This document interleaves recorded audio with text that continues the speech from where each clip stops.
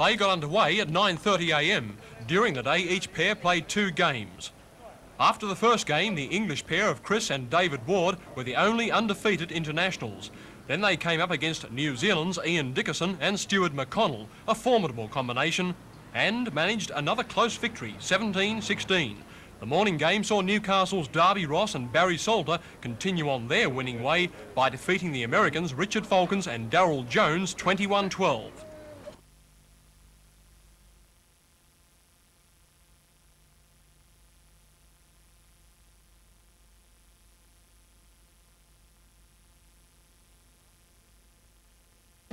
In the afternoon, England continued their winning ways and, with the game almost completed, were leading Wales 20-13. Cricketer in like that, I said.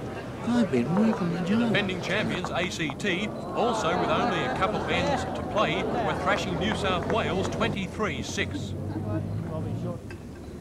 And for Newcastle's Darby Ross and Barry Salter, their third straight victory was also in sight near the end of their game against Queensland with a lead of 25-11.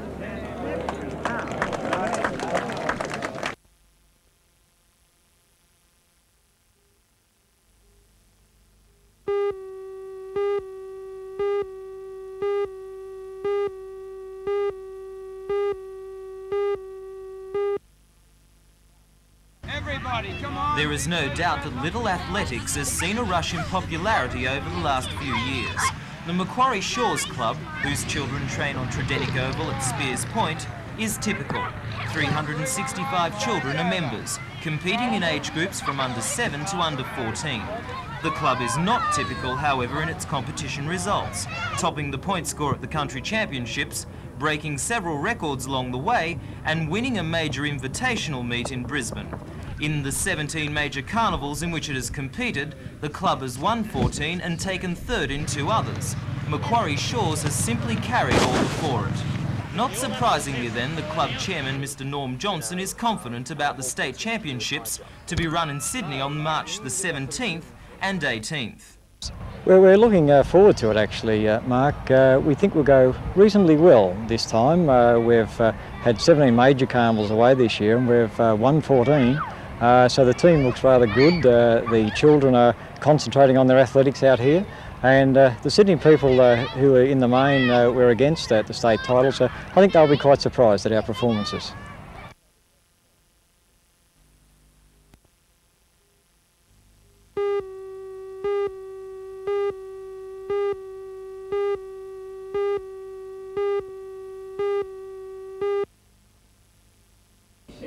At last night's meeting of the Hunter Valley Cancer Appeal Committee, Shona Burke spoke about being the runner-up in this year's Miss Rodeo South Pacific contest. The charity event is organised by the Australian Bushmen's Carnival Association to promote the sport of rodeo. In the course of the competition's heats, Shona raised more than $3,300 and was allowed to donate 20% of that to the charity of her choice. I asked her why she had chosen the Hunter Valley Cancer Appeal. Well, one of the greatest rodeo competitors that we ever had in our association, Peter Hollis from up at Long Flat near Kempsey, died of cancer about just on a year ago now, and also my uncle was very close to me, died of cancer, and I feel that it's, well, the most worthwhile charity there is. The $666 was accepted gratefully by the committee. It will go towards funds for the installation of a blood cell separator at Royal Newcastle Hospital, which will be used to fight leukemia.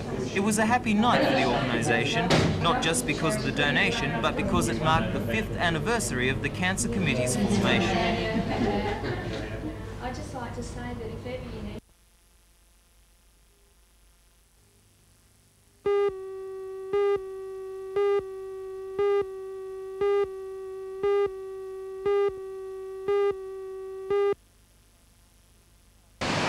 Late last night, police charged a 28-year-old pensioner of no fixed address with the murder of Gregory James Lannick, an unemployed man in his early 20s and also of no fixed address. Police say the murder occurred in this disused chain shed at Newcastle South Beach. The man charged was found lying in a pool of blood near Lannick's body by a council cleaner at 6:30 yesterday morning. The man was taken to Newcastle Hospital for treatment and police later questioned him. They say it appears both he and Lannick had been drinking and there was evidence of a struggle. The man will appear in Newcastle court today. Meanwhile, there has been no breakthrough for police investigating yesterday's armed robbery of Transfield, a structural engineering company in Mayfield. Two young masked men entered the site office shortly before 3 in the afternoon. One allegedly carried a sawn-off shotgun and the other a pistol. Police say they threatened a 21-year-old female company employee and forced her to hand over 46 pay packets, almost the entire payroll. The men bound the employee hand and foot and cut telephone wires before escaping in a car. Police investigations centre around the car, and Mayfield detectives would like to hear from anyone who saw a car entering or leaving the Transfield property on Maitland Road between 4:30 and 5:10.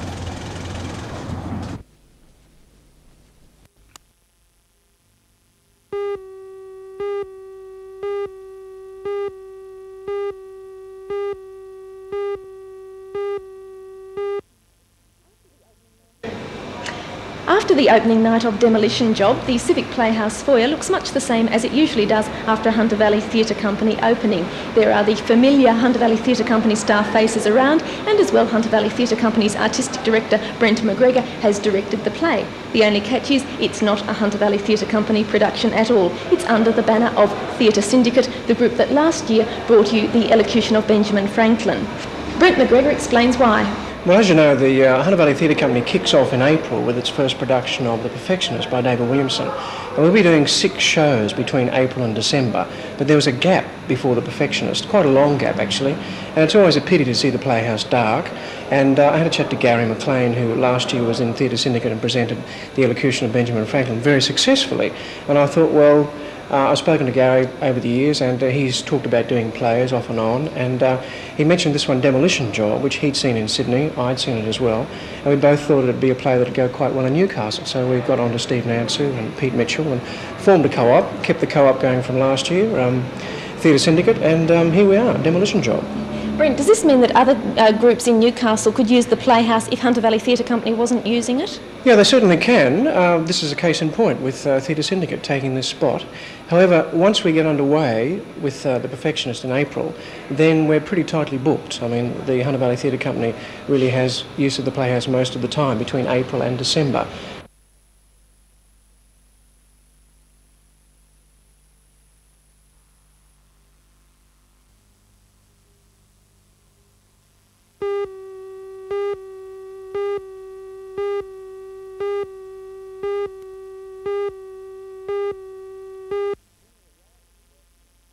When we arrived at the Working Women's Centre this morning, we were refused entry on the grounds that they didn't want to endorse a political campaign. And so when Mrs. Griner arrived a short time later, there was time for a smile and not much else before she was taken on a private tour of the centre, with the media shut outside. Not exactly the sort of coverage someone on the campaign trail would have hoped for, but the workers at the centre remained adamant. Our position is that it's very difficult for a group to be seen to be supporting the political campaign of one party or another. We have members of both parties, in fact of more than 2 parties, who either work at the centre, are directors of the centre, are otherwise connected with the centre. And we wouldn't like to offend any of the women of Newcastle by appearing to endorse any political party. But surely you're endorsing this particular party by just having them here in the first place. No, that was because we weren't told that the press was coming, that there was no mention of press coming, that any woman is welcome to come and visit the centre, of course, and to see the things that we do. I mean, and providing information is not endorsement. And we had no idea, in fact, that press were coming. Further down the campaign trail at the Multicultural Neighbourhood Centre in Hamilton, we were welcomed. And Mrs. Griner took the opportunity to meet several people who were needed by the centre. For the Griners, the campaign trail doesn't allow much time for being together. We found that it was a much better utilisation of our resources if I could do some visits independently of Nick, and in fact at the moment the way the agenda is panning out for me for the next 3 weeks, I'll be doing a lot of visits on my own. I doubt very much that there will be any with Nick actually. It doesn't look like it's coming up in the schedule.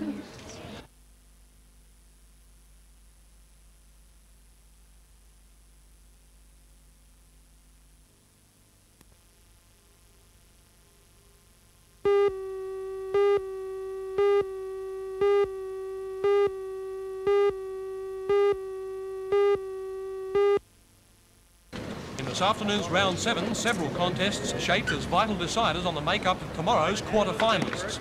This one, South Australia versus Scotland, was one of them. The results of this morning's round 6 helps explain why. England 19, Queensland 18, Newcastle 17, West Australia 15, Tasmania 20, through with America 20, Wales 23, New Zealand 17. In Section 2, New South Wales 15 beat Scotland 13, ACT 33, South Australia 10, Victoria 25, Hong Kong 16, Canada 19, Ireland 16.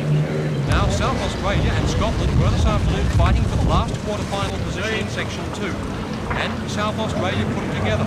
Some fine bowling to take out the game 30-17. The other afternoon game attracting much interest was New Zealand versus Tasmania. New Zealand had to win to secure a spot in the quarters. But if Tassie won and England lost, Tassie would sneak in the back door. As it was, Tasmania weren't good enough to beat the Queens. Magic! 20-14. I didn't say it that way. Tasmanian pair must continue themselves as England lost their pitch. This afternoon's results, West Australia 19, England 11, Queensland 25, Newcastle 23, Wales 14. Section 2, Hong Kong 22, New South Wales 13, ACT 23, Ireland 18, Canada 19 and Victoria 9. Therefore the quarter-finalists are in Section 1, England, Newcastle, New Zealand and West Australia, and in Section 2, 82 winners ACT, New South Wales, Victoria and South Australia.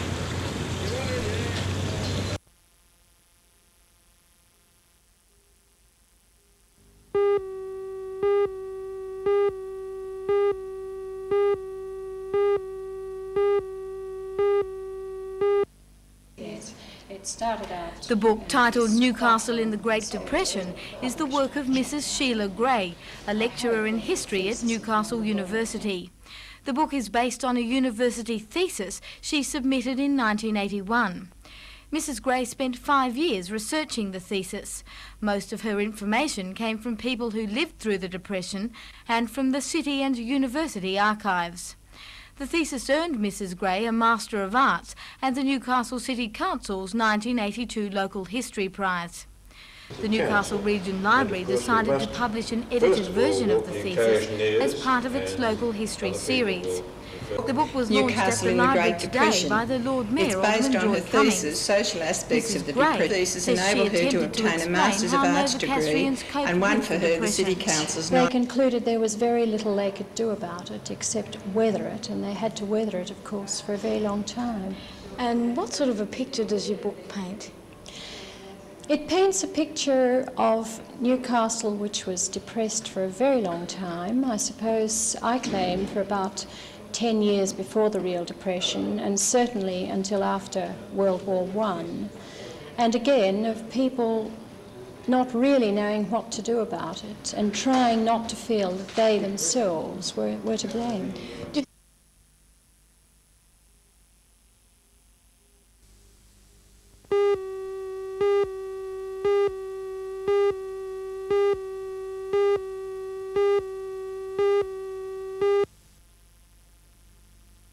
Hotels are in a unique position as far as water rates go. The valuation which decides what rates are paid includes the value of the hotel licence. Other commercial premises pay rates on only the normal non-residential valuation.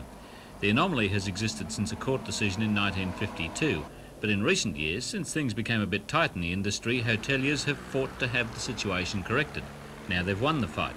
They'll be able to discount the annual licence fee, which is based on 10% of liquor sales, from their rating valuation. The decision means an average reduction of hotel water rates of about 30%, but Mr Whelan stoutly rejects any suggestion the change of policy is an election handout.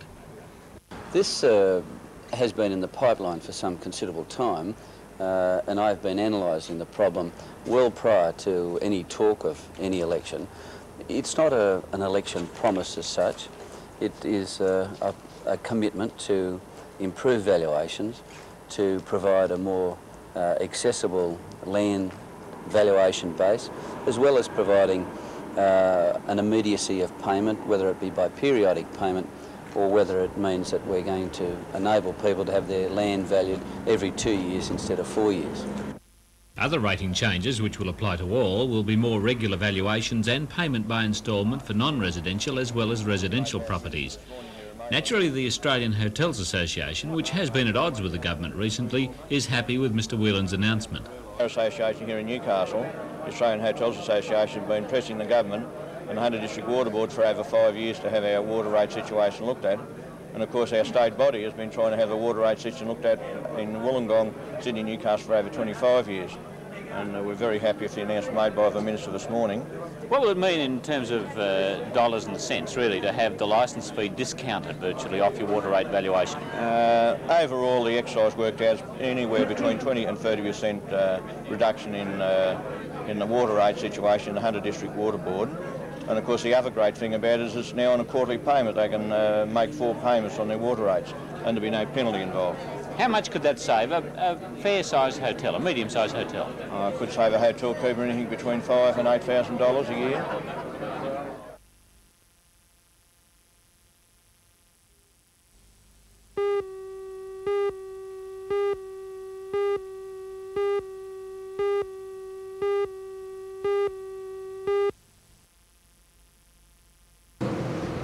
Heavy vehicles use Elizabeth Street and Bryant Street, which is parallel, to gain access to the Ampol, CIG and SO complexes at the corner of Elizabeth Street and the Industrial Highway.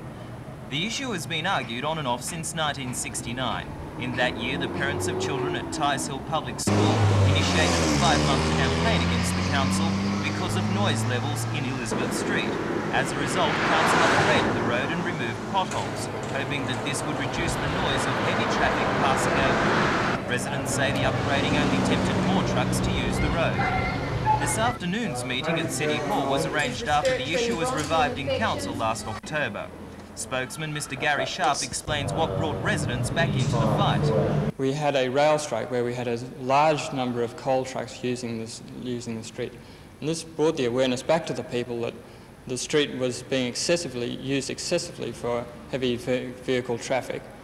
What effect is the traffic having on the life of residents? There's a very high danger to the school children using the Torres Hill Public School. It's in Elizabeth Street. We've had a number of accidents involving school children. The noise levels that are associated with these heavy vehicles through all hours of the day and night are excessive and a great impingement on the lifestyle of the residents in that particular street.